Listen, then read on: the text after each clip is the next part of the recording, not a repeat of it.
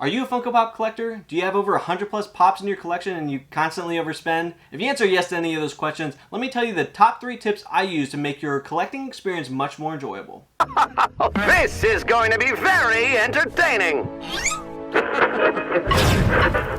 How's it going, my dudes and dudettes? Welcome back to the channel DudeMeeps. My name is Logan, and today I'm going to be providing 3 tips to collectors new and veteran who can use them to make their collecting experience more enjoyable. If you are new to the channel and enjoy all things Funko Pops, designer toys, and collectibles, I do videos every Monday and Friday about unboxings, news, leaks, tips, tricks, and videos like this. So if you enjoy that kind of content, make sure you hit that thumbs up button and don't forget to subscribe if you like this. Tip number 1 is to avoid impulse buying. This is the most common mistake when it comes to Funko Pop collectors, especially new collectors, and the reason why is Funko Pops are affordable, storable, and accessible. As for most of us, we're pretty much in shock and awe when we first discovered Funko Pop, seeing all the different lines, including movies, TV shows, athletes, icons, video games, so many different things. And what the thing is that we do, we impulse buy off of things we recognize and that we're familiar with.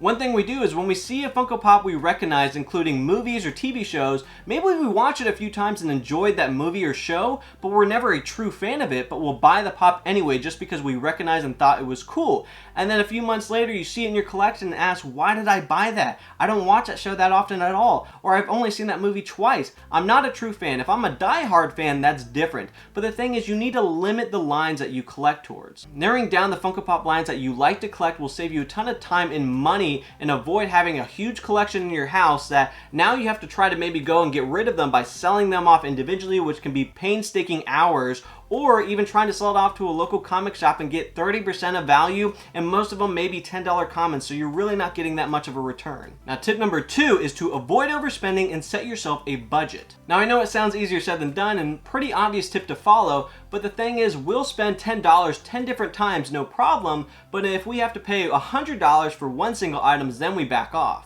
Another thing to use is discount codes that a lot of these stores can provide, like Hot Topic and Box Lunch and GameStop. They sometimes have these programs where you can save up a lot of discount codes and go out and buy some Funko Pops and actually save more money and keep within your budget so you're not overspending, and you can use the discount codes at your advantage. So set yourself a simple budget. Maybe just save $50 a month for pops that you want to buy, or even $100 if you can afford it. And if you don't buy any that month, you can save it for the next month, and even eventually save up for a grail that you might want. And for the final tip, and which kind of plays on the last one as well, is knowing when and where Funko Pops drop.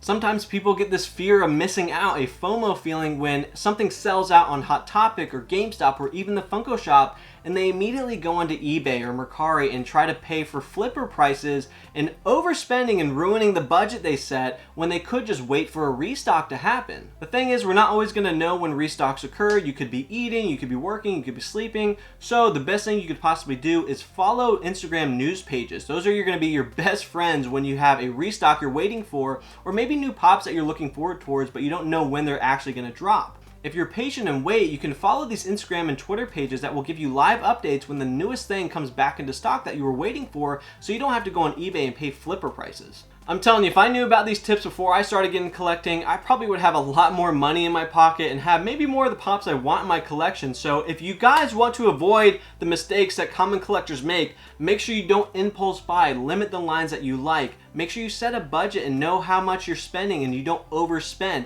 And also follow Instagram pages or other news pages that can update you when new pops that you may like are coming out, and also notify you when you can cash in on restocks. I hope this information was helpful to you guys. It may not be a big deal for some of us collectors already, but for new collectors and some collectors who may not be aware, it can be very helpful to know these tips and make your collecting experience that much more enjoyable. And if you did enjoy this video, make sure you hit that thumbs up button, subscribe, and put that notification bell on so you always get notified when I drop a new video. And don't forget to follow me on Instagram at DudeMeeps. Well, my dudes and dudettes, like I always say, enjoy what you collect and let other people enjoy what they collect. And remember, always have fun with it. See ya!